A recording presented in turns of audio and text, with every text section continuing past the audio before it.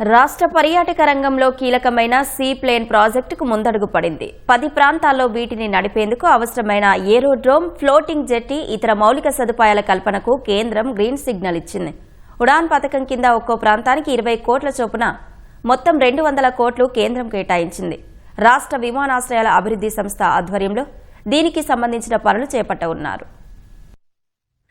పర్యాటకాభివృద్ధిలో భాగంగా రాష్ట్ర ప్రభుత్వం సీప్లేన్ ప్రాజెక్టుకు రూపకల్పన చేసింది. విజయవాడ బెర్మ పార్కు శ్రీశైలం మధ్య గతేడాది నిర్వహించిన ట్రయల్ రన్ లో సీఎం చంద్రబాబు స్వయంగా సీప్లేన్ లో శ్రీశైలం వరకు ప్రయాణించారు. రాష్ట్రంలో తీర ప్రాంతంతో పాటు నదులు, జలాశయాలకు కొదవలేనందున మరిన్ని చోట్ల వీటిని నడిపేందుకు ఏర్పాట్లు చేయాలని చంద్రబాబు ఆదేశించారు. అధికారులు మరో 9 చోట్ల వీటిని ప్రతిపాదించారు. సీప్లేన్ల నిర్వహణకు అవసరమైన మౌలిక సదుపాయాల కల్పనకు కేంద్ర ప్రభుత్వం నిధులు ఇవ్వనున్న ప్రతిపాదిత ప్రాంతాల్లో అవసరమైన చోట భూసేకరణకు ఏర్పాట్లు చేస్తున్నారు. సీప్లేన్లు నడిపేందుకు పౌర విమానయాన శాఖ, భారత విమానాశ్రయాల సంస్థ, సిఆర్జెట్ అథారిటీ, పర్యావరణ అనుమతుల కోసం అధికారులు యత్నిస్తున్నారు. ఈ ప్రక్రియ పూర్తయిన తర్వాత ఆసక్తిగల ప్రైవేటు ఆపరేటర్లను ఆహ్వానించే బాధ్యతను రాష్ట్ర పర్యాటక అభివృద్ధి సంస్థ తీసుకోనుంది. ఇప్పటికే 2 సంస్థలు ఆసక్తి చూపుతున్నాయి. ప్రభుత్వ ప్రైవేటు భాగస్వామ్యం పీపీపీ పద్ధతిలో ఈ ప్రాజెక్టును నిర్వహించేలా ప్రణాళికలు రూపొందిస్తున్నారు.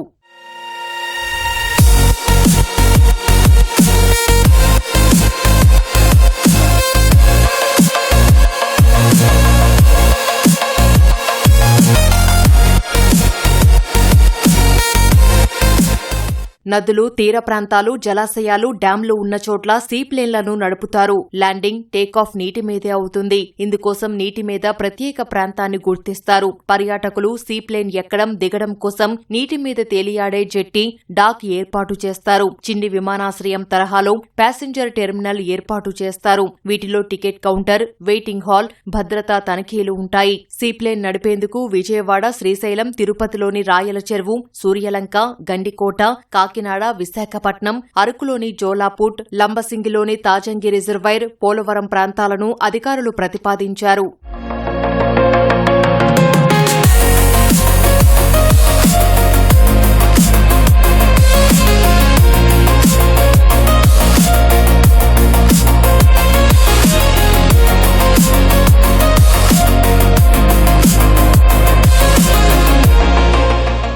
ఉడాన్ పథకం కింద నడుస్తున్న విమాన సర్వీసులకు సీట్లు తగినంతగా నిండకపోతే కేంద్ర ప్రభుత్వం లోటు భర్తీ నిధి కింద సాయం అందిస్తోంది. దాన్ని సీప్లేన్లకు కూడా కొన్నాళ్ల పాటు అందించాలని కేంద్రం నిర్ణయించిందని అధికారులు తెలిపారు. అందువల్ల ప్రారంభంలో బుకింగ్స్ తక్కువగా ఉన్నా సీప్లేన్ ప్రాజెక్టు విజయవంతమవుతుందని ఆశాభావం వ్యక్తం చేస్తున్నారు.